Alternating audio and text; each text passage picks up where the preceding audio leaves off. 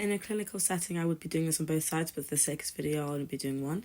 I've gone through consent and what we're going to go through on the shoulder today, which is passive, active, and resisted range of motion.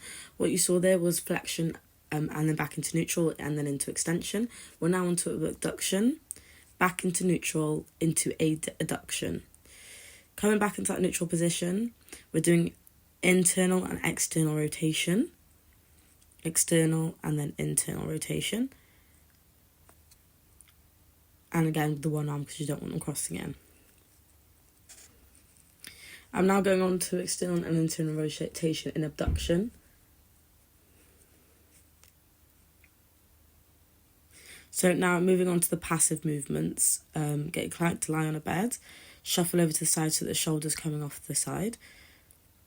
So I'm going to get the client to completely relax, and I'm going to go into full flexion and back into neutral, making sure they're not in any pain or anything like that.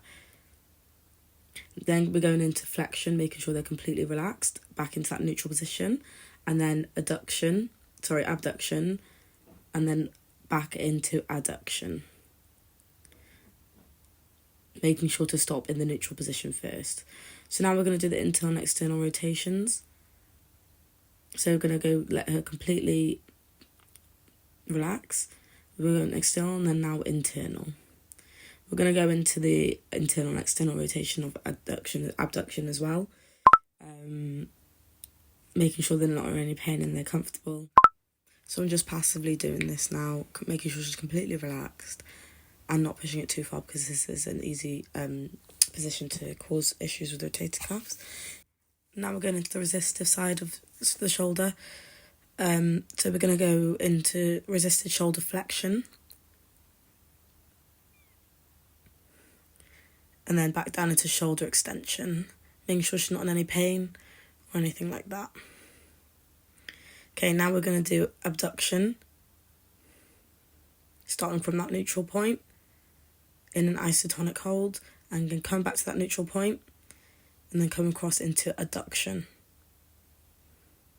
Again, checking in with the client, seeing how they are. Okay, I'm now going to internally rotate, but resist that movement, isotonic again, and rotate it externally, resisting that movement. Again, checking in with the client. So now we're going to go into external rotation and internal rotation in abduction. So she's resisting against me, keeping that elbow in at the side, and then the other way as well.